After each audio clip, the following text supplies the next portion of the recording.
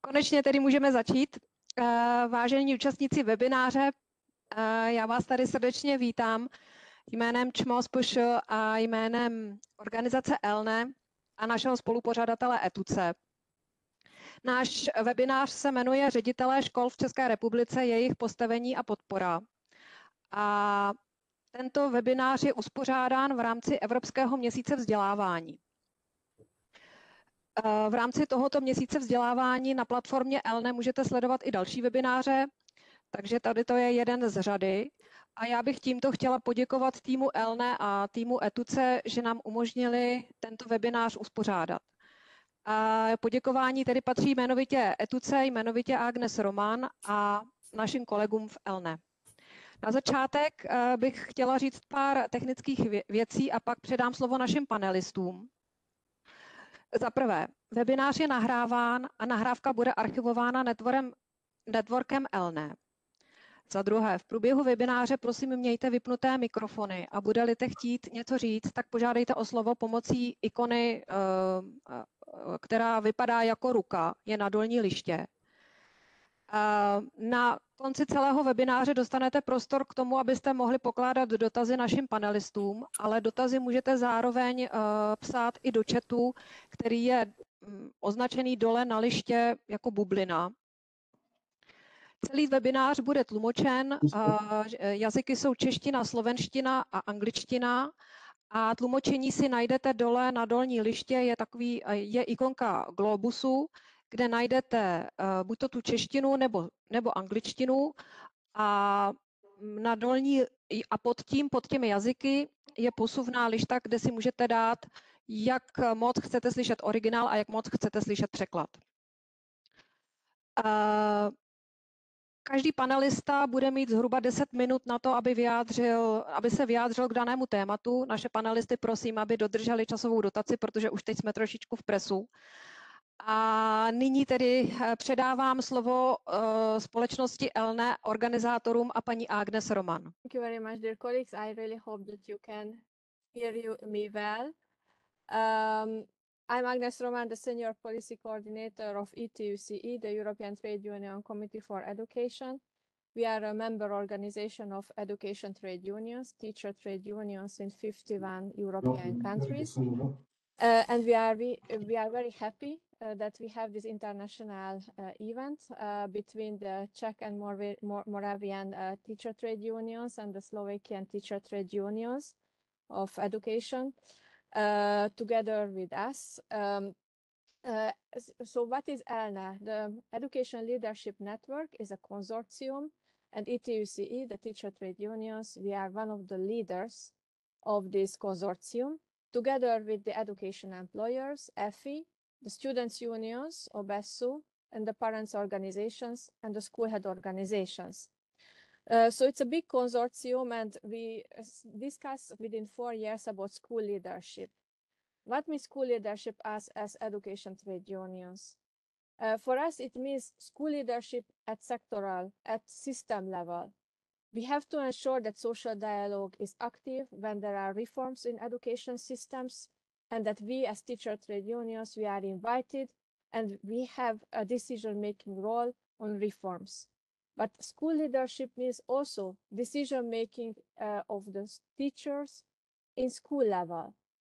And we have this maybe idealistic, maybe also realistic mind that within this project, we will achieve that in schools, main decisions, for example, on green transition of education, sustainability, on digitalization of schools, there will be decisions together with school leaders, teachers, students, and parents.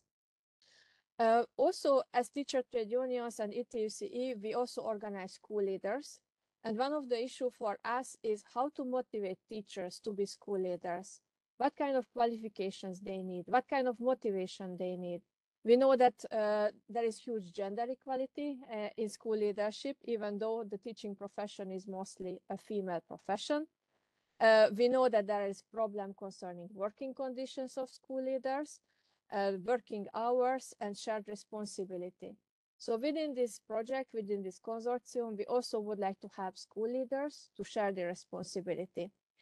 And I wish you really a fruitful event, and I'm looking forward to have discussions with you. Thank you very much. Já děkuji Agnes Roman a předávám slovo předsedovi Františku Dobšíkovi. Dobrý den, vážení účastníci. Já vás také vítám na dnešním webináři, který se zaměří na klíčovou roli ředitele školy v českém vzdělávacím systému. Ředitelé školy pro nás představují nejenom manažery, organizátory, ale také lídry, kteří utvářejí prostředí pro kvalitní vzdělávání a podporují jak pedagogy, tak žáky. Chceme se věnovat v dnešní diskuzi jejich postavení, tak i praktickým výzvám, které v současné době před nimi stojí. A společně bychom se podívali, jak ředitelé mohou naplňovat svoji roli, jak mohou podporovat inovace, přispívat k rozvoji vzdělávání v České republice a také, jak jsou oni podporováni. Děkuji vám, že jste si našli čas a přeji nám všem inspirativní a obohacující setkání. Já děkuji panu předsedovi Dobšíkovi a nyní předám z časových důvodů slovo panu Pavlovi Ondekovi. Pavel Ondek je předseda Slovenského odborového svazu ve vzdělávání a spěchá na další schůzku, proto oproti původnímu programu vystoupí již teď. Prosím, máte slovo. Dobrý deň prajem. Veľmi pekne ďakujem za pozvanie a téma, ktorá by mala odznieť od nás, je práve postavenie pedagogických zamestnancov na Slovensku. To postavenie pedagogických zamestnancov na Slovensku je dané u nás zákonom, ale ja spomeniem takých 5-6 základných atribútov, ktoré sú veľmi potrebné a vychádzajú zo zákona, garantujú postavenie pedagogického zamestnanca, čiže jednoducho povedané učiteľov. Pre informovanosť, na Slovensku máme necelých 100 000 pedagogických zamestnancov. Celkový počet zamestnancov školstva slovenského je viac ako 160 000. A teraz tým najdôležitejším aspektom. Na prvé miesto posúvame pracovnoprávne vzťahy. Tieto pracovnoprávne vzťahy takisto sú dané zákonom. Naši pedagogickí zamestnanci pôsobia v štátnych, ale aj v neštátnych školách. Pokiaľ hovoríme o štátnych školách, tie sú garantované štátom a samozrejme, že aj financované, ale pokiaľ hovoríme o neštátnych školách, tak ide o školy súkromného charakteru a o školy cirkevné. Ďalším z týchto aspektov sú kvalifikačné predpoklady. Každý jeden pedagogický zamestnanec podľa toho, že kde chce učiť, musí mať vysokú školu. To vysokoškolské vzdelávanie je prvého alebo druhého stupňa. Prvý stupeň je bakalárske vzdelanie a druhý stupeň je magisterské alebo inžinierské, podľa toho, že ako je zaradený na ktorú školu. Pokiaľ to absolvuje, samozrejme, že musíme vychádzať aj z určitých vyhlášok a z určitých nariadení, ktoré musí spĺňať, aby sa stal pedagógom. Uvediem príklad. Pokiaľ hovoríme o kvalifikačných predpokladoch, pokiaľ ide o absolventa technického zamerania a bude učiť na technickej škole alebo na technickom líceu, tak potrebuje k tomu mať, okrem jeho odborného vzdelania, ktoré už absolvoval, potrebuje k tomu mať ešte tzv. Doplnkové pedagogické štúdium, ktoré garantuje jeho vzdelanie v oblasti psychológie, pedagogiky a didaktiky. To vzdelávanie trvá 2 roky. Ďalšia vec, ktorá je veľmi dôležitá, je jeho kariérny rast. To neznamená, že keď nastúpim učiť, že hneď už som pripravený na celkový proces, ktorý prebieha v slovenských školách.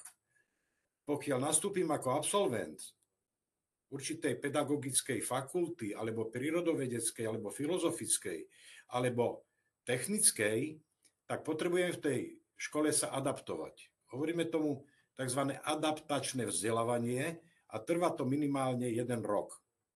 Potom prechádzam v rámci profesijného rastu do oblasti ako samostatný pedagóg, kde zotrvávam minimálne, zatiaľ je to nastavené na 5 rokov, a po 5 rokoch môžem absolvovať prvú atestáciu.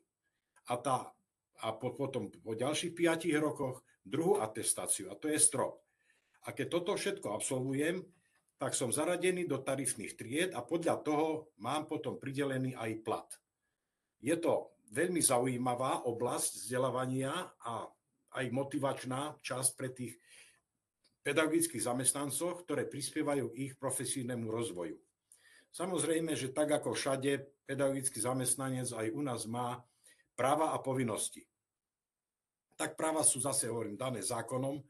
Máme vnútorné poriadky na školách, vyhlášky, predpisy ministerstva školstva, a takisto sú aj povinnosti dané, či už voči žiakom, voči kolegom, voči rodičom.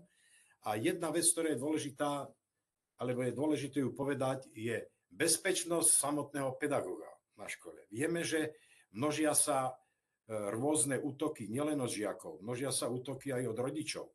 My to máme zakotvené v zákone o pedagogických odborných zamestnancoch ako ochrana danej osoby, čiže ide o ochranu toho pedagogického zamestnanca, a pokiaľ niečo v tejto oblasti sa prekročí, tak už pripadá do úvahy trestný zákon. A to už je úplne iné riešenie. A ešte v tých právach a povinnostiach, v tom zákone o pedagógoch máme zahrnuté, že každý pedagogický zamestnanec, ktorý chce pracovať v školstve, musí byť bezúhonný. To znamená, že je presne zákonom dané, že čo nemal spáchať. Pokiaľ urobil nejaký čin trestného charakteru alebo nejaký iný s tým podobný, tak nemôže sa uchádzať o zamestnanie pedagóga. No a tá ďalšia vec, predposledná, o ktorej chcem hovoriť, je platové ohodnotenie. To platové ohodnotenie vychádza z ekonomickej sily štátu. Aj teraz ďakujem pani kolegyni Tlapovej, že som mohol byť prvý, lebo o 2:30 odchádzam a idem na rokovanie práve na ministerstvo financií, kde budeme rokovať o navýšení platov pre pedagogických zamestnancov, ale aj iných zamestnancov ešte pre tento rok. Čiže to platové ohodnotenie závisí od mojej kvalifikácie, závisí od môjho vzdelania, závisí teda od vzdelania pedagóga, ja hovorím o sebe, lebo som tiež pedagóg, a závisí od toho, ako ma zamestnávateľ zaradí do ktorej platovej triedy. To zaradenie je dané katalógom pracovných činností. A ten katalóg pracovných činností charakterizuje tie činnosti a tie činnosti si vyžadujú kvalifikáciu. Čiže tak, ako som vám povedal, prechádzam tým obdobím v rámci tých kariérnych stupňov. No a úplne na záver zodpovednosť a hodnotenie. Vieme veľmi dobre, že tak ako v každom jednom štáte je ten pedagogický zamestnanec zodpovedný som za seba, ale samozrejme, že je zodpovedný aj za žiakov, ktorých vyučuje. A tú zodpovednosť preberá za tých žiakov aj od rodičov. Čiže tu vidíme ešte veľké rezervy, pretože aj v tej zodpovednosti, keď som za niečo zodpovedný, tak musí mať aj určité pravidlá.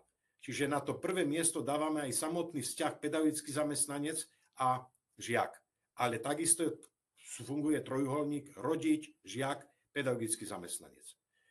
Máme zavedené v zákone aj hodnotenie pedagogických zamestnancov a to hodnotenie zatiaľ považujeme skôr za taký subjektívny pohľad toho riaditeľa alebo toho nadriadeného kolegu voči tomu pedagógovi. Čiže to hodnotenie je jedenkrát za rok. A pokiaľ to hodnotenie je kladné a je dobré, tak samozrejme ten riaditeľ školy alebo ten zamestnávateľ môže dotyčnú osobu oceniť aj finančne.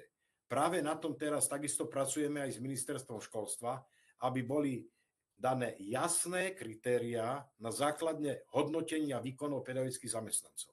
Vieme, že to je veľmi ťažko povedať, že ty si výborný, ty nie si výborný, ale to hodnotenie zatiaľ, ešte raz hovorím, je v štádiu subjektivity alebo subjektívneho pohľadu toho riaditeľa.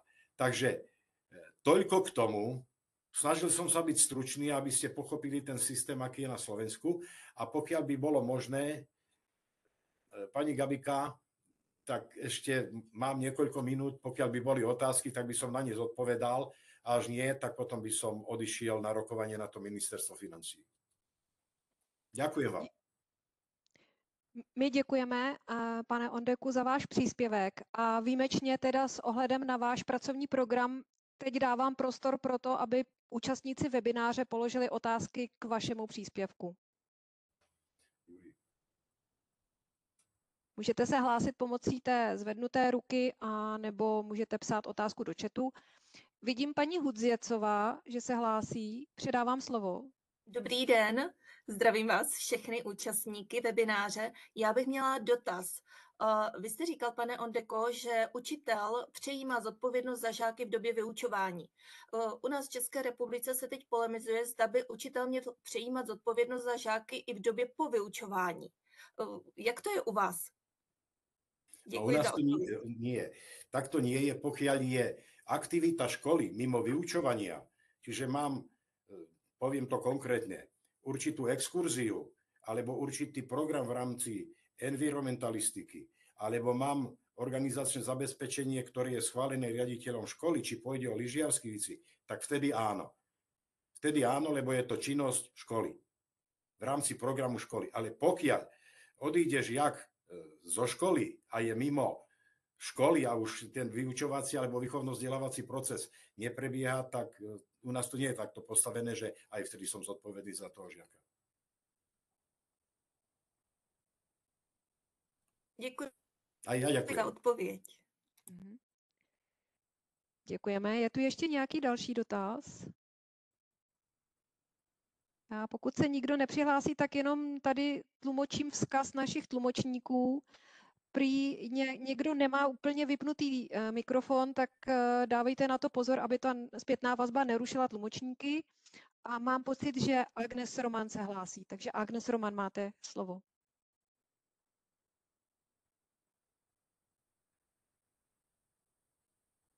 Thank you very much, Mr. Ondek, for the very interesting presentation. Could you please share with us, how the teachers are motivated to be school heads? Is there a specific school leader, principal? Is there a specific qualification they need to go through? And what kind of support the teachers have in order to be school leaders, principals? Áno, neviem, či som správne porozumel otázke, ja len to zopakujem. Či otázka bola postavená, myslená tak, že ako motivujeme učiteľov, aby sa stali riaditeľmi škôl? Yes, exactly. What kind of qualifications? Do they need extra qualifications?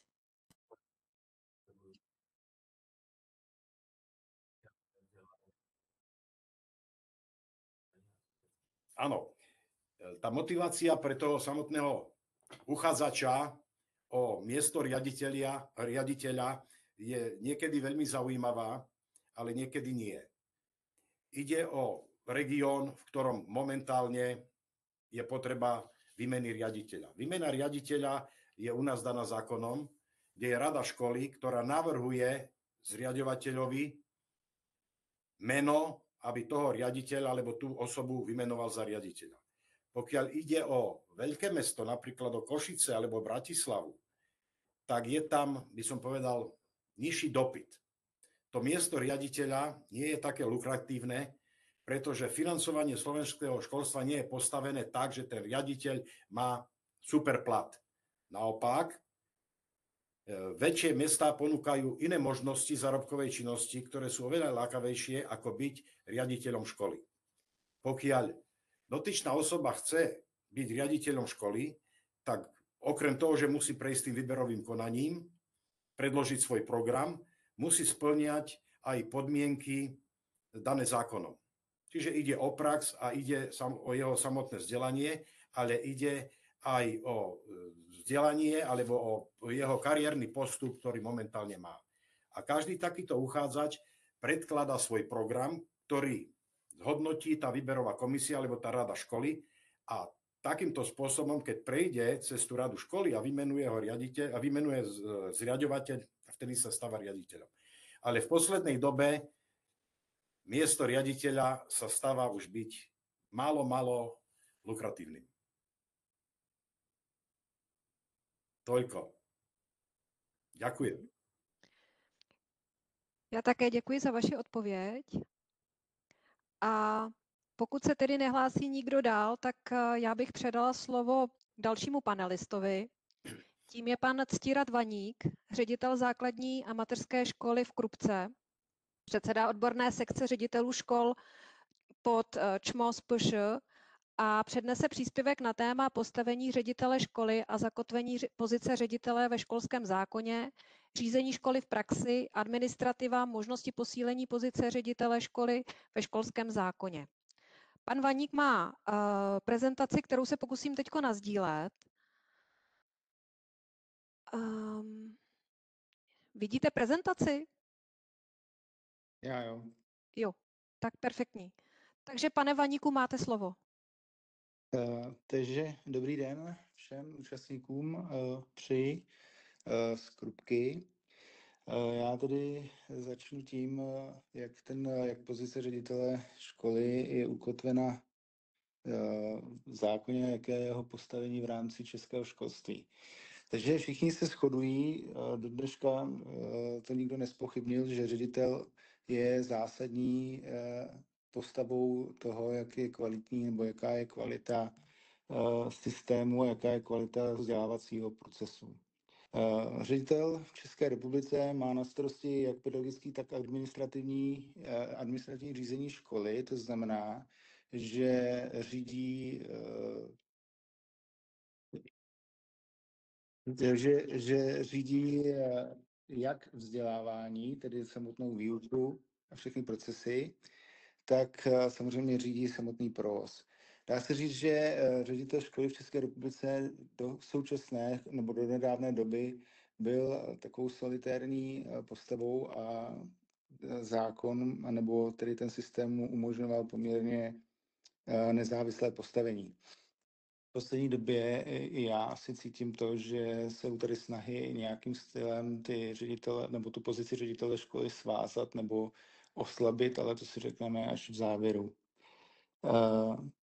Ředitel školy zodpovídá za implementaci zákonných norem, zodpovídá za to, že ten proces ve škole probíhá ve souladu se zákonnými normami a za to tedy dostává ředitel tedy zpětnou vazbu, jakým stylem to je. Tak, v poslední době se zase klade důraz na to, že ředitel školy by neměl být jenom manažerem, ale že by měl být především lídrem v oblasti vzdělávání. Ono to souvisí s tím, že u nás v České republice podle mě si teď neumíme vybrat mezi tím, jestli ředitel má být skutečně manažerem, který řídí provoz a má mít k dispozici ty pedagogické lídry, nebo jestli má být lídrem tedy toho vzdělávacího procesu a někdo mu pomáhat s tím, aby ta škola se udržovala v chodu. Tak, co se týče právního rámce, takže samozřejmě nejzákladnější v tom právním rámci je školský zákon, čili zákon číslo 561/2004 sbírky v platném znění. Já tady uvádím v prezentaci ta původní čísla, protože novelizací školského zákonu je tolik, že bychom tady měli načíslováno a museli bychom se bavit i o tom, kdy jednotlivé zákony začínají platit, protože ve školském zákoně jsou uvedeny normy, které budou teprve platit. Ne, že tedy ne s uvedením ve sbírce zákonů, ale tím, že nastane nějaká doba třeba za rok, za půl roku a podobně. Tak, tento zákon vlastně ve paragrafu 164, 165 až 166 stanoví, jaké má ředitel pravomoci, vymezuje tedy jeho kompetence a stanovuje mu taky oblast, za kterou zodpovídá nejenom v rámci provozu a vzdělávání, ale také jakoby součást státní správy, protože ředitel školy vydává správní rozhodnutí, ve kterých zasahuje do práv a povinností jiných osob. Tudíž i tady se musí řídit další zákonnou normou. Druhou základní normou je zákon o pedagogických pracovnících, což je zákon 563/2000 sbírky v platném znění, který stanovuje kvalifikační předpoklady pro výkon vlastně pedagogických pozic, ale také stanovuje vlastně požadavky na kvalifikaci člověka, který se chce stát ředitelem školy. Zaprvé je tam stanoveno, jakým stylem se ten ředitel má vzdělávat, jakou má praxi. V mateřských školách musí mít učitel minimálně 3 roky, v základních 4 roky, ve středních školách 5 let, aby se mohl stát ředitelem. Musí mít samozřejmě vysokoškolské vzdělání, musí být plně tedy pedagogicky způsobilý a musí být bezúhonný, tak jako i ostatní pedagogičtí pracovníci. A samozřejmě důležitá věc je, že do 3 let musí dokončit funkční studium, ve kterém si rozšiřuje znalosti a dovednosti v oblasti managementu a řízení školy. Tohle funkční studium může být nahrazeno vysokoškolským studiem, ať už bakalářským, postačí bakalářské specializované na školský management. V dnešní době už vysoké školy nabízejí i magisterské studium v této oblasti.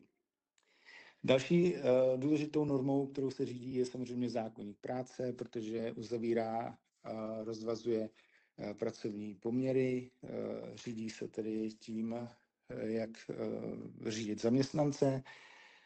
Další věcí je správní řád, to je oblasti veřejného práva a správního rozhodování, to znamená o přijetí, nepřijetí, vyloučení ze školy, prodloužení školní docházky a podobně.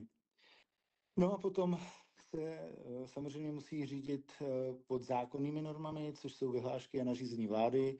Já jsem tam nevypisoval samozřejmě jenom pro vaši představu těch vyhlášek, kterými se řídí ředitel jednotlivých školských zařízení a škol, je 30. Jo, takže i tohle věc musí znát. Nařízení vlády například o platových podmínkách nebo o školské soustavě tak dále. Samozřejmě... Pane Vaníku, máte posledních 5 minut. Tak... Aha, takže já to zrychlím. Takže tady máte hlavní kompetence ředitele školy, takže samozřejmě pedagogické vedení zodpovídá za výuku, zodpovídá za moderní vzdělávací metody, personální řízení, vybírá si zaměstnance, uzavírá smlouvy, propouští, řídí další pracovníky, kromě pedagogů. Finanční a administrativní řízení. Ředitel školy zodpovídá za přidělený rozpočet, musí si rozvrhnout, zodpovídá v podstatě, musí tedy ty koruny nebo ty peníze efektivně investovat, zodpovídá za každou z nich. Upozorňuji vás ještě na jednu věc. V České republice ředitel neřídí jenom pedagogické pracovníky, ale řídí i nepedagogické pracovníky. Neřídí jenom školy základní nebo střední, ale řídí i školní družiny, řídí školní stravování, to znamená školní jídelny a podobně. Tak, ředitel je zodpovědný také za strategické plánování, to znamená, musí si vytvořit strategický plán a ten kontrolovat, jakým stylem se posouvá nebo neposouvá. Je zodpovědný za komunikaci v komunitě a samozřejmě za zajištění bezpečného prostředí. Tak, co se týče finančních toků, ředitel zodpovídá za všechny finanční toky, které jsou složeny zajedno ze státního rozpočtu, který jde primárně na platy, do dnešní doby ještě také na pomůcky, na takzvané ostatní neinvestiční výdaje. Pak má takzvaný provozní rozpočet, to znamená rozpočet od zřizovatele, to jsou peníze na elektřinu, vodu, plyn, služby jako kopírky, telefony a podobně. No a samozřejmě součástí finančnictví jsou i projekty, granty z ESIF, Národního plánu obnovy a podobně, sponzorské dary, ale také je významná spoluúčast rodičů, kdy jsou vlastně rodiče se spoluúčastní na různých platbách, ať už je to tedy stravování, nebo ať je to výlet, ať je to exkurze, nebo podobně. Takže jsem to zrychlil malinko. Takže aktuální trendy, jaký jsou? V současné době já vnímám jednu důležitou věc, a sice, že na jedné straně se plánuje slučování škol do velkých celků a na druhé straně se žádá po řediteli, aby byl zodpovědný i za věci, které v tom velkém celku nemůže úplně ovlivnit. Novela školského zákona teďko vážně mluví o nějakém, tedy o tom, že ředitel školy může být třeba odvolán za to, že nezajistil kvalitní výuku, přičemž kvalitní výuka není nikde definována. Takže to vnímám jako velké oslabení jeho pozice. Co se týče podpory, podpora ředitelů, zvláště začínajících, je tedy velmi okrajovou věcí. Řekl bych, že to je věcí lokální, že se někde objevují iniciativy, jak ty ředitele nějakým stylem jako posílit. Druhou věcí je, že se objevil střední článek, o kterém budeme mluvit určitě i Věta Hudvěcová, kde by podpora těch ředitelů měla být v tom, že pracovníci středního článku budou tedy s řediteli komunikovat a nějakým stylem rozvíjet jejich dovednosti. Další věcí je, že nebo hodnocení ředitelů se liší zřizovatel od zřizovatele, někde se vůbec nic nehodnotí, někde se tedy hodnotí důkladně, je to zase nesystémová věc, není to nikde ukotveno, není to nikde systémově zařazeno. S tím souvisí i to, že ředitelé často se nemají kam posunout v té své kariéře, protože kam z toho místa zpravidla i plýtvá lidskými zdroji, to znamená, že někdy se nějaké politické reprezentaci ředitel znelíbí a končí, aniž by byly jeho zkušenosti někde využity. Co se týče takové systémovější podpory, to vidím snahy u České školní inspekce, kde jsou vytipovány školy, které mají problémy s kvalitou vzdělávání a těm je potom pod tou Českou školní inspekcí poskytována zpětná vazba ve formě konzultací, školení a následných kontrol. Takže to je v tomto případě velmi složité. A chci říct jednu věc. Samozřejmě pokud ředitelé škol nebudou vnímáni jako skutečně zásadní pracovní síla pro zkvalitnění českého školství, tak prostě to naše školství se neposune. Takže práce ředitele školy je obrovsky rozmanitá, náročná, ale zase záleží na tom, kdo k tomu přistoupí. Já rozlišuju osobně dva takové typy ředitelů. Jeden typ je ten, který je spíše pedagogem. Ten se orientuje právě vyloženě na tu pedagogickou stránku věci a utíkají mu takové věci, jako je plánování, strategický posun, komunikace, finančnictví.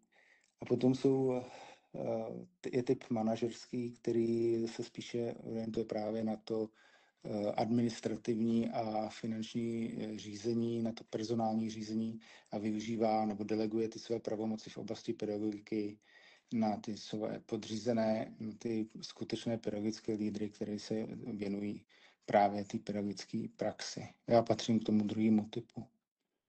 Tak. Takže jo, pokud je to všechno, tak já poděkuji panu Ctiradu Vaníkovi za jeho příspěvek. A nyní poprosím pana Jana Zemana, analytika PAK Research, o příspěvek na téma postavení ředitele školy v České republice. Pane Zemane, dejte mi minutku, já musím nasdílet tu vaši prezentaci. Takže jenom než se tam k ní dostanu. Tak než se k tomu dostaneme, tak já jenom řeknu, že my v PAK Research pracujeme na různých analýzách a hlavně nějak tak dáváme dohromady data od Ministerstva školství, České školní inspekce a tak dále. To znamená, že kdybyste cokoliv chtěli vědět více, tak na stránkách PAK Research nebo mapa vzdělávání.cz se můžete dozvědět skvělé věci, například na prolížečce datapak.cz najdete asi 300 jako datových ukazatelů o českém školství, včetně obcí, krajů, okresů a tak dále. Děkujeme. Pane Zemane, myslím, že prezentace už je viditelná. Můžeme začít a jenom mě informujte, kdy mám překliknout na další slide. Dobře. Tak já jsem si připravil prezentaci, která možná v něčem bude opakovat to, co už padlo, ale myslím si, že je zajímavé se na to podívat i z pohledu dat, čísel a nějakého kontextu právě, jak to v tom systému funguje. Tak snad to bude nějakým způsobem přehledné. Tak můžeme přepnout slide A v tom prvním slajdu je sice hodně textu, ale ta čísla lze sledovat docela jednoduše. A to, že ředitelé v České republice tráví opravdu velké množství času administrativou, že vlastně pouze 22% svého času tráví ředitelé tím pedagogickým vedením, ale 40% věnují administrativě. A proč se to vlastně děje, to si ještě řekneme později. Přijme to ale opravdu jako zajímavé a unikátní v tom, že se takhle dokážeme dostat do čela vlastně nějakého srovnání v rámci OECD. A proč to tak je právě kvůli tomu, že máme hodně těch samospráv a hodně jsme prostě dali, že jsme na ty ředitele převedli v tom systému opravdu velké množství nejenom těch důležitých pravomocí, ale i všeho ostatního. Ještě si o tom něco povíme. A co je samozřejmě taky zajímavé, že i když je to starší ty data, takže 85% ředitelů nedostává na svou práci žádnou formální zpětnou vazbu. To už se určitě za tu chvíli posunulo, kde v tom pracujeme, ale určitě, jak už padlo dřív, není to dokonalé, co se týká například odměňování těch ředitelů. Jakmile vlastně, protože zřizovatel, neboli obec, nebo kraj, ale většinou obec, je jediný nějak orgán, který třeba jako dokáže nějakým způsobem, nebo je to jeden z mála orgánů, který dokáže nějak třeba ovlivnit, jako jak ten ředitel pracuje, pokud se s ním třeba domlouvá na výši té odměny, nebo že mu bude platit třeba více školení, nebo právě když se chce stát pedagogickým lídrem, tak mu to umožní skrz nějaký další peníze. Tak můžeme přepnout slide. Ano. Tady se dostáváme k tomu, že na základě posledních výzkumů z roku 2025 v České republice ty ředitelé se opravdu rozvíjet chtějí v tom pedagogickém leadershipu. To znamená, že 80% ředitelů, kterých se vlastně ten výzkum zeptal, tak se chtěli rozvíjet, ať už nějak osobně, což je většinou, nevím, například jako vedení lidí nebo time management a tak dále, krizová komunikace. Ale potom chtěli řešit i strategické plánování, jako co se v té škole za rok nebo 5 let stane a i jak motivovat, podporovat učitelský sbor nebo sledovat dopady výuky na žáka. Vlastně a co z toho vyplývá, že my tady nemáme žádný oficiální nástroj, jak ty ředitele v jejich práci posouvat. To znamená, že oni dokončí nějaké to vzdělání a pak jdou do školy a v té škole jsou bez nějaké vlastně jako větší podpory, pokud si ji sami nehledají. To například vpravo, ten výčet těch článků je vlastně nějaké setkání v rámci centra v regionu, myslím, že je to Hlučín, a tam ředitelé, kteří jsou fakt dobře hodnocení Českou školní inspekcí, my je oba známe, tak dělají nějaké vlastně přednášky pro ty ostatní ředitele. Na základě iniciativy nějakého vlastně centra regionálního, ano. A to mi na tom přijde prostě jako zajímavé, jak to popisuje tu naší situaci, v které se teď jako nyní nacházíme. Je jasný, že povinnost toho ředitele je nějakým způsobem se vzdělávat, nějak se rozvíjet a ty ředitelé to dělají a je to správně. Teď jde jenom o to, že jako každý se musí rozhodnout co a jak. Jo? Nemáme nějaký jako jasný rozcestník, jak by to mělo být. A ještě chci říct, že ty ředitelé dokonce řekli, jak by se chtěli vzdělávat. To znamená, že ideální forma je pro ně sdílet své zkušenosti nebo inspiraci v rámci širší skupiny kolegů. To my tady nemáme. My prostě máme ředitele rozesetých v těch různých jako školách, obcích, ale aby se vlastně nějak společně potkali, tak buď papírujou a nemají na to čas, nebo je nikdo nespojuje v rámci nějakých větších celků s nějakým odborným vedením. Tak poprosím přepnout ten slide další. Ano. Teď na tomhle slajdu je vpravo spousta textu, ale vy mu nemusíte tak moc věnovat pozornost. Já jsem chtěl jenom ukázat, že v tom vztahu ředitel a zřizovatel, to znamená ředitel základní školy a zřizovatel, což je obec, tak vlastně v tom výzkumu 43% ředitelek a ředitelů z roku 2025 řeklo, že zřizovatel se o jejich vzdělávání vlastně jako nezajímá. Jo? Že mají jenom že mají jenom jednou ročně nebo jednou za půl roku se sejdou ohledně nějakých jako provozních věcí nebo rozdělení těch odměn. A zajímavý je, jak třeba se na to snaží reagovat ministerstvo, a to, že ono už dříve vydalo metodické doporučení pro zřizovatele k odměňování těch ředitelů. A ten rámec, který vidíte vpravo, tam je třeba vlastně, jak personálně vede tu školu, jak se stará o kvalitní výuku. Tak tohle všechno, ale ty ředitelé hodně vyděsilo. Když viděli vlastně, jako za co všechno by je někdo měl hodnotit a dávat jim za to třeba finanční odměnu, tak je vlastně zajímavý, jak i funguje tohle. Že někdo vydá metodiku a na základě toho, ale pořád záleží na kvalitě těch zřizovatelů, jako jak vlastně dobře s tím budou umět pracovat a jak to budou dobře umět hodnotit. A teď, jelikož pořád jako frontální posloucháme, to by samozřejmě to nás všichni učí, že to nemáme dělat, tak jenom poprosím, jestli mi dokážete teď do konverzace, tam vpravo dole s tou bublinkou, tipnout, kolik těch zřizovatelů máme, těch základních škol, kteří se nám musí v České republice, který vlastně přijdou a hodnotí práci toho ředitele a dávají mu za to finanční odměnu. Kolik těch zřizovatelů v té České republice máme, základních škol? Já počkám aspoň na 2 odpovědi, jestli se tam nějaký objeví.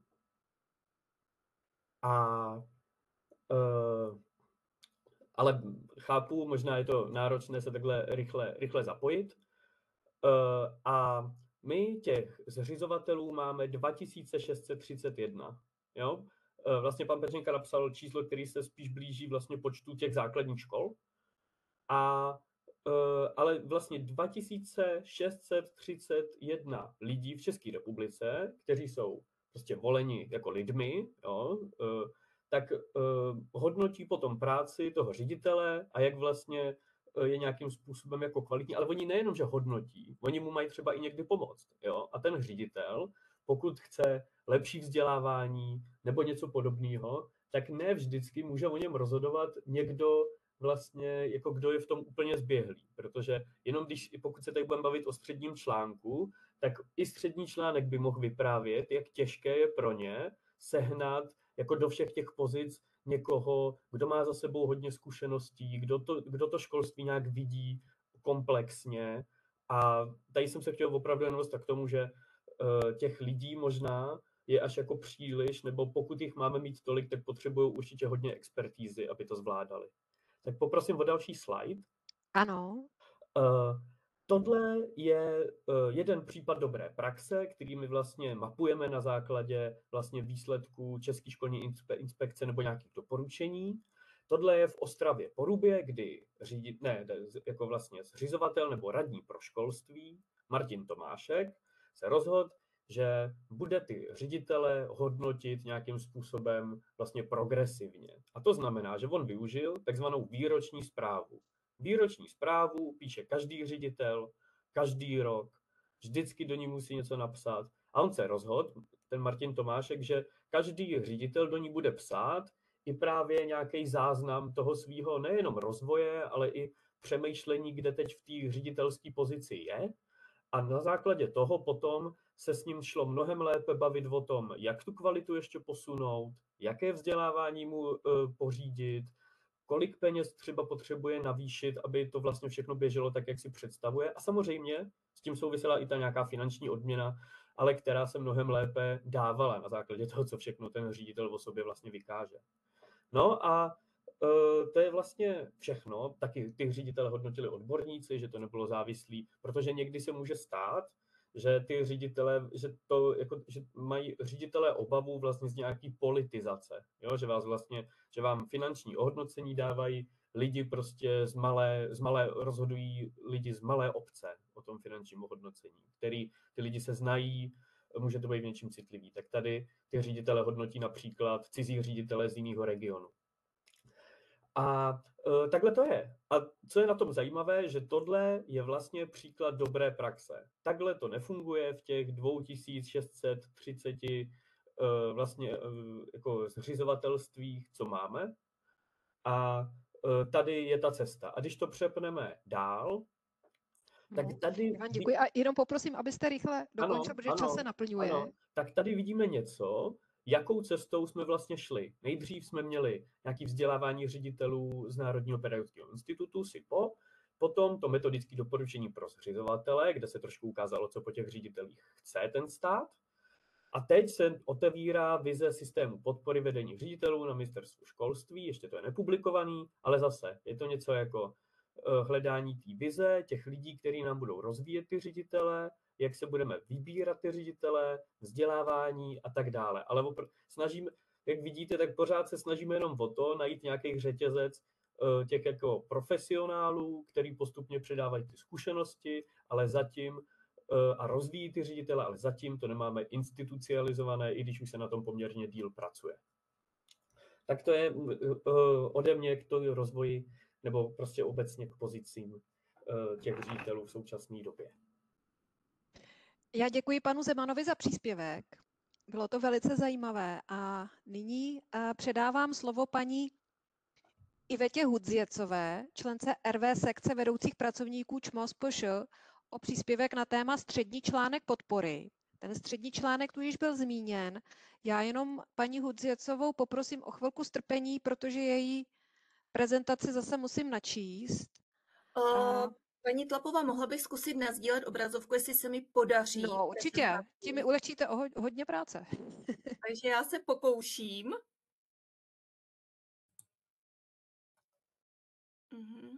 Pomoc při momentíček. Jestli se podaří a nevím, jestli vidíte. Nevidíme. Takže ještě sdílet. Takže teď už vidíte prezentaci paní Hudziecové. Vidíte? Dobře, a mohla bych teda poprosit na celou obrazovku? Jo, už to je. Výborně. Takže dobrý den ještě jednou všem. Já děkuji za prezentaci pana ředitele Vaníka i prezentaci pana Zemana, kde jsme se mezi jiným dozvěděli, že pouze 18% ředitelů škol aktivně spolupracuje s jiným ředitelem a 40% své práce věnují ředitele škol administraci.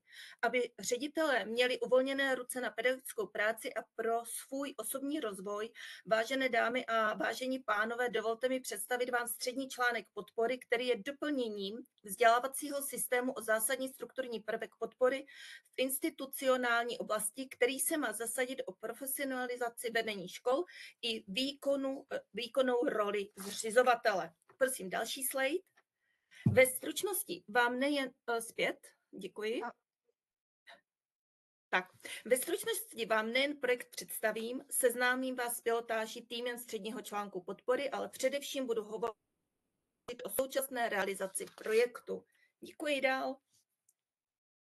Tak, střední článek podpory vychází z hlavních strategických dokumentů pro oblast vzdělávání v České republice, což je dlouhodobý záměr vzdělávání a rozvoje vzdělávací soustavy České republiky na období 2019 až 2023 a je jedním z klíčových opatření strategie vzdělávací politiky České republiky do roku 2030+. Doba realizace projektu je téměř 6letá, celkový rozpočet 890 milionů korun, financováno z operačního programu Jan Amos Komenský a realizátorem je Ministerstvo školství, mládeže a tělovýchovy. Prosím, další slide. Děkuji. Co je hlavním cílem? Nastavení systému komunikace a metodické podpory škol a zřizovatelů na centrální a regionální úrovni.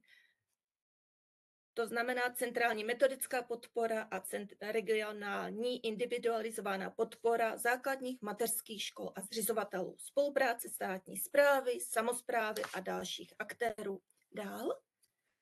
K vedlejším cílům náleží koordinace a podpora spolupráce Ministerstva školství, České školní inspekce a Národního pedagogického institutu v oblasti podpory škol, koordinace a podpora spolupráce aktérů ve vzdělávání na regionální úrovni, profesionalizace pracovníků vedení škol a poskytování informací a neadresné metodické podpory pro děti a žáky spolu s jejich rodiči a zákonnými zástupci.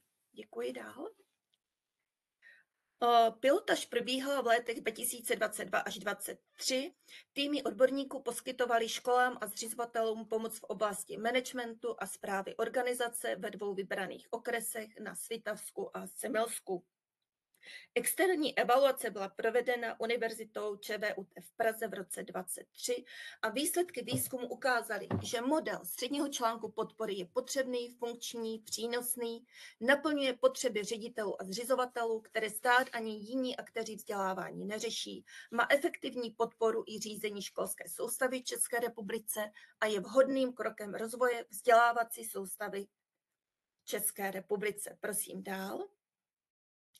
Tým středního článku podpory vytváří síť napříč Českou republikou. Důraz je kladen na přenos důležitých informací a cílenou pomoc a podporu ředitelům škol a zřizovatelům regionální metodiky. Centrální tým zajišťuje helpdesk a právní poradnu. Nejčastěji je poskytována pomoc školám s legislativou, pracovním právem, správním řízením, optimalizací, ekonomikou a digitalizací procesu.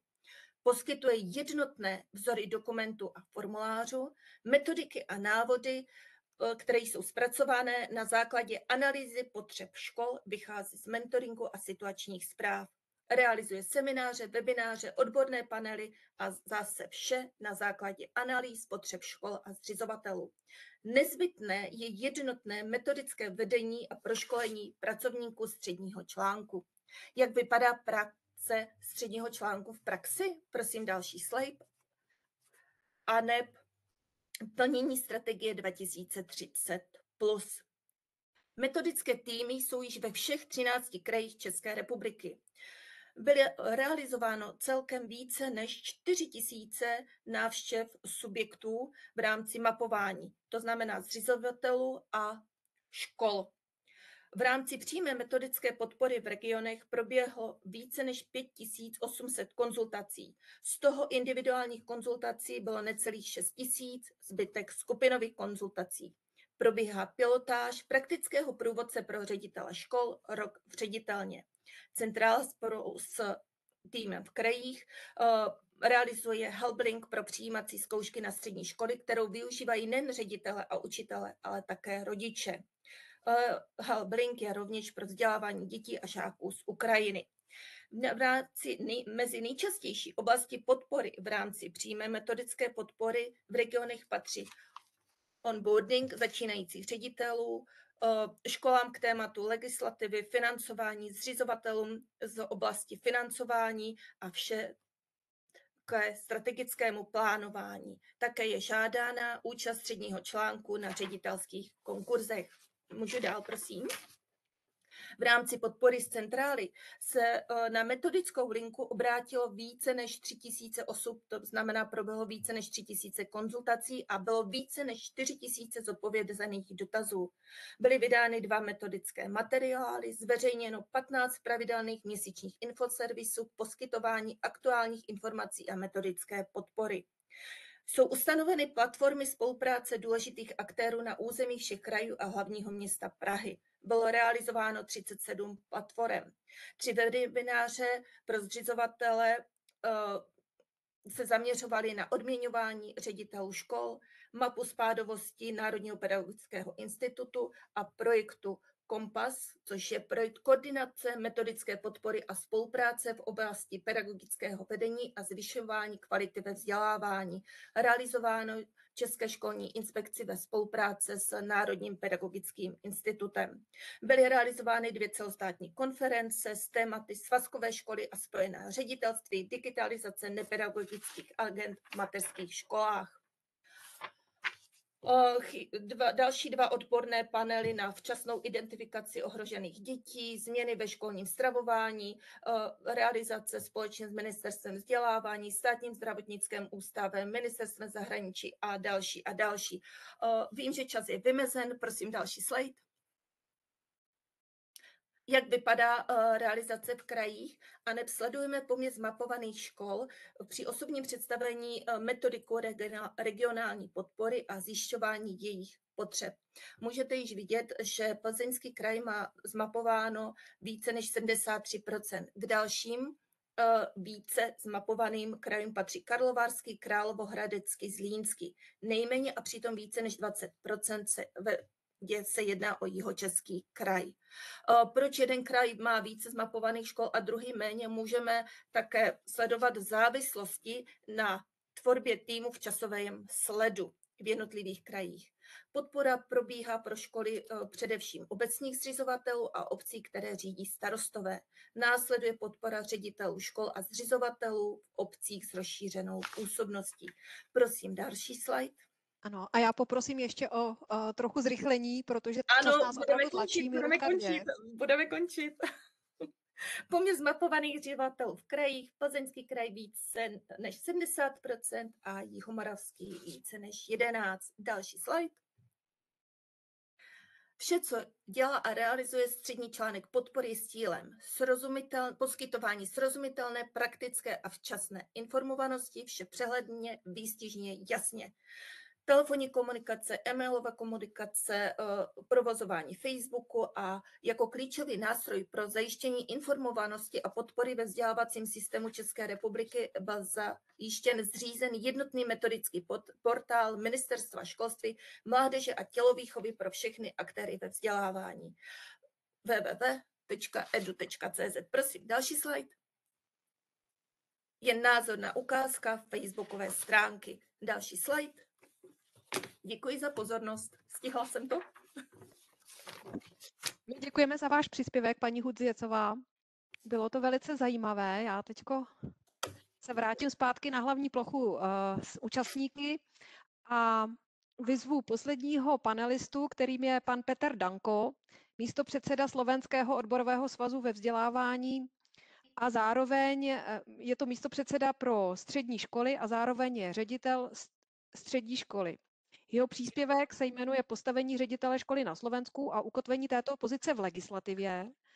Já zase chviličku mi dejte a nasdílím jeho prezentaci a panu Petrovi Dankovi předávám slovo a prosím jenom o opravdu dodržení toho limitu, protože se blížíme ke konci našeho webináře. Ďakujem pekne za slovo. Tak myslím, že prezentaci už vidíte a pane Danko, jenom mi říkejte, jak mám posunovat. Dobre, ďakujem veľmi pekne, pekný deň všetkým prajem. Takže tak ako aj môj predrečník Tibor rozprával o Českej republike, podobné pravidlá fungujú aj u nás v Slovenskej republike. Postavenie riaditeľa školy je naozaj špecifické, je to štatutárny orgán školy.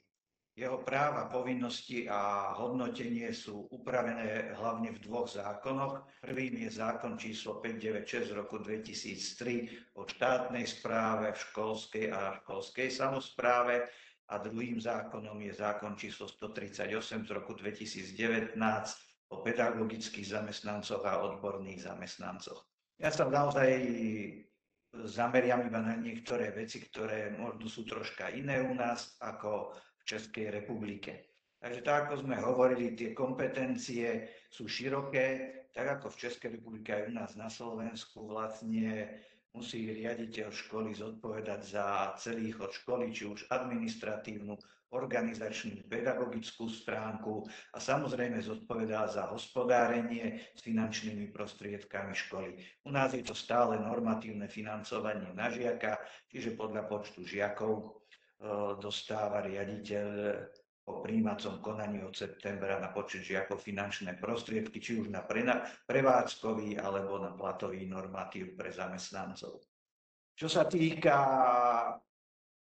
by som povedal, menovania a odvolávania vo funkcii riaditeľa školy, vymenúva do funkcie štatutárny orgán, čiže je to zriaďovateľ, bude to pri základných školách, materských školách, je to obec alebo mesto, čiže primátor alebo starosta. Pri riaditeľoch stredných škôl to je väčšinou zriaďovateľ samosprávny kraj, čiže vyšší územný celok.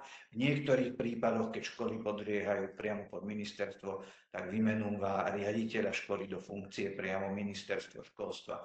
Samozrejme, deje sa to na základe výberového konania, ktoré uskutočňuje príslušná rada školy.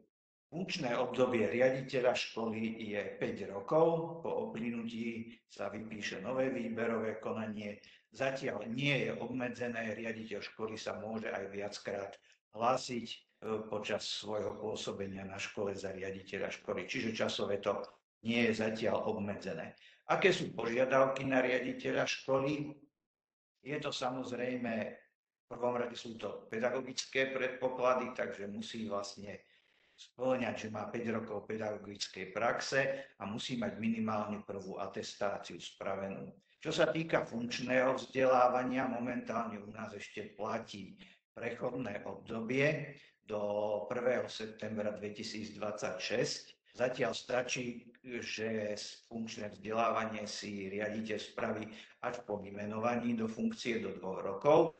Od 1. septembra 2026 už bude musieť mať funkčné vzdelávanie spravené predtým, ako sa bude hlásiť do funkcie. Takže bude to platiť u všetkých vedúcich pedagogických zamestnancov aj u riaditeľa. Čiže funkčné vzdelávanie musí mať už vyštudované predtým, ako sa do funkcie bude hlásiť.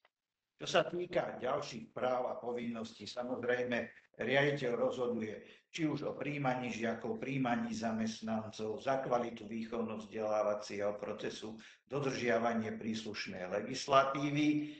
Samozrejme, jeho komunikácia je hlavne so zriaďovateľom školy, musí plniť samozrejme veci, ktoré mu zriaďovateľ dáva, ale nepodstatnou mierou je aj komunikácia s rodičmi a zákonnými zástupcami, so študentami, študentskou a žiackou radou, ktorá je zvolená na škole, a samozrejme najviac s radou školy, ktorá vlastne dohliada na to, ako riaditeľ riadi svoju školu. Čo sa týka hodnotenia riaditeľa školy, vykonávané je minimálne raz ročne. V podstate vykonáva ho zriaďovateľ na základe výsledkov, ktoré riaditeľ dosahuje. Či už sú to jeho pedagogické, manažérske výsledky, môžeme prejsť potom aj na druhú stranu. Ďalej sú to výsledky žiakov v rámci výchovno-vzdelávacieho procesu, implementácia školských a štátnych vzdelávacích programov, efektívnosť riadenia školy, hospodárenie s rozpočtom, či vyjde z rozpočtu, alebo potrebuje dofinancovanie. A samozrejme sú to ešte vplyvy vonkajšieho prostredia, čiže spokojnosť jednak samotných zamestnancov, rodičov, študentov školy. A samozrejme v neposlednej rade je to výsledok kontroly a inšpekcie, áno. Čiže kontrola už vykonáva, či už finančná kontrola, alebo je to kontrola štátnej školskej inšpekcii, alebo iných orgánov, ktoré môžu školské prostredie kontrolovať. Čo sa týka úloh riaditeľa školy, samozrejme sú rozdelené do viacerých oblastí, tak ako je to u vás. V prvom rade je to pedagogické riadenie školy, kde hlavne je to dodržiavanie školských vzdelávacích programov, ďalej metodické riadenie, inovatívne metódy výučby. V neposlednom rade u nás v poslednom čase je to inklúzia vzdelávania, podporné opatrenia a samozrejme profesionálny rozvoj pedagogických a odborných zamestnancov na škole. Čo sa týka organizačného riadenia, je to štruktúra, organizácia školy, rozvrh hodín, školský poriadok, organizačná štruktúra, krúžková činnosť a všetko, čo súvisí s prevádzkou školy, od nepedagogických, pedagogických až po odborných zamestnancov, v náväznosti na všetky samozrejme bezpečnostné a hygienické opatrenia. V poslednom čase je to hlavne aj riešenie krízových situácií. Iste ste zachytili, že aj u nás na Slovensku bolo množstvo hlásených bombových útokov, rôznych iných bezpečnostných hrozieb, šikana, vandalizmus a tak ďalej. Takže je toho veľa, čo má riaditeľ v tejto oblasti na starosti. Poviem tak, bohužiaľ je zatiaľ hodený do toho sám a všetká zodpovednosť je na jeho pleciach. Čo sa týka personálneho riadenia školy, tak je to samozrejme prijímanie zamestnancov, hodnotenie zamestnancov, takisto jedenkrát do roka musí hodnotiť pedagogických zamestnancov na základe ich výchovno-vzdelávacieho procesu a samozrejme dodržiavanie pracovnoprávnych predpisov, čiže dochádzka, odmeňovanie a rôzne benefity. Čo sa týka finančného riadenia a hospodárenia, ako som spomínal, musí spravovať rozpočet školy a dohliadať na efektívne využívanie finančných zdrojov na rôzne nákupy materiálno-technického zabezpečenia, učebníc a iného vybavenia školy, aby škola bola počas jeho obdobia modernizovaná v súlade s potrebami doby. Čo sa týka rozhodovacích procesov, samozrejme prijímanie žiakov, nie len v rámci prijímacieho konania, ale aj prestupov. Ďalej, čo sa týka riešenia disciplinárnych problémov, absencia, konflikty, porušovanie školského poriadku a prípadne až o podmienečnom vylúčení žiaka alebo vylúčení žiaka zo školy. Čo sa týka spolupráce s rodičmi, zriaďovateľmi a komunitou, samozrejme organizujú sa rodičovské združenia, konzultácie so zákonnými zástupcami a hlavne, ako som spomínal, je to komunikácia s radou školy, príslušným školským úradom, zriaďovateľov a štátnou školskou inšpekciou. Takže môžeme ďalej prejsť na tej stránke. Čo sa týka rozhodovacích právomocí, opäť sú to tie oblasti, ktoré sme spomínali. Je to pedagogické rozhodovanie, organizačné rozhodovanie, personálne rozhodovanie, finančné a hospodárske rozhodovanie a disciplinárne. Čiže to isté, čo platilo u žiakov, platí samozrejme aj o zamestnancov, či už je to nepedagogických, pedagogických alebo odborných. Za to všetko vlastne zodpovedá riaditeľ, prípadne deleguje niektoré právomoci na vedúcich pedagogických zamestnancov, čiže svojich príslušných zástupcov v rámci organizačnej štruktúry školy. Snáď na záver by som povedal na spodku tohto slajdu, tak ako bolo povedané aj u vás, je to naozaj kľúčová osoba, ktorá by mala naozaj efektívne riadiť školu a garantovať kvalitu výchovno-vzdelávacieho procesu v súlade s dobou, ktorou sa momentálne nachádzame a ktorá je veľmi rýchla. A povedal by som na záver, bohužiaľ u nás na Slovensku to má naozaj veľa ohrození a úskalia a práca riaditeľa školy momentálne nie je lukratívna, nakoľko do celého procesu vyslovene zasahuje zriaďovateľ svojimi právomocami, čiže môže oklieštiť právomoci riaditeľa pod hrozbou, by som povedal, porušenia pracovnej disciplíny.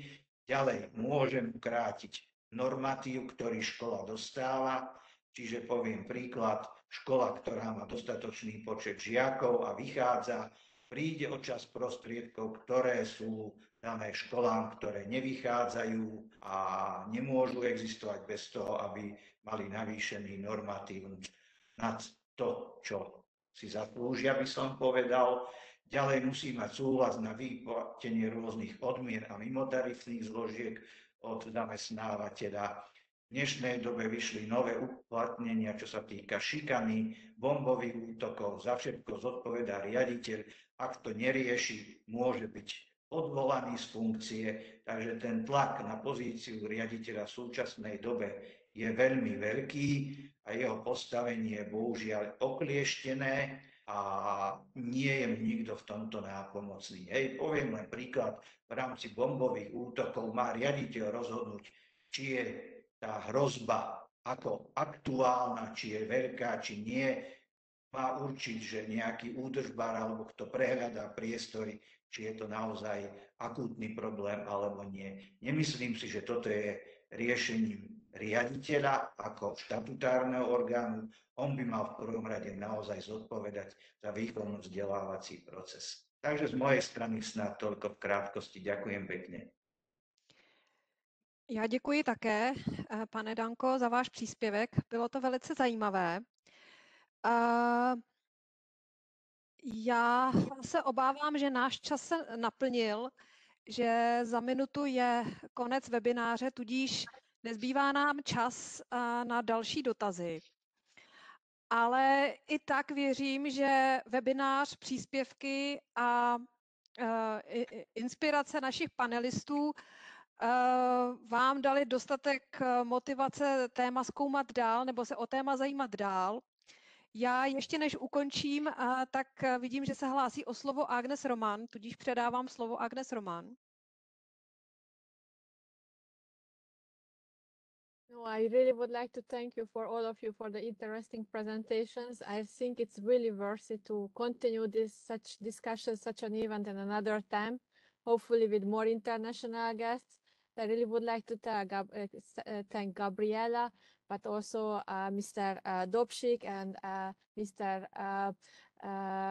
Ondek for their excellent webinar and for the interpreters for their work. Thank you. Děkuji. Já bych se také chtěla připojit. Ještě jednou děkuji všem za účast, našim panelistům za podnětné příspěvky a v neposlední řadě chci poděkovat našim tlumočníkům, kteří celou dobu perfektně poskytovali tlumočení z češtiny a angličtiny. Děkuji vám a nashledanou. Krásný deň všetkým, všetko dobré. Naschledanou, krásný den. Shledanou. Naschledanou a děkujeme.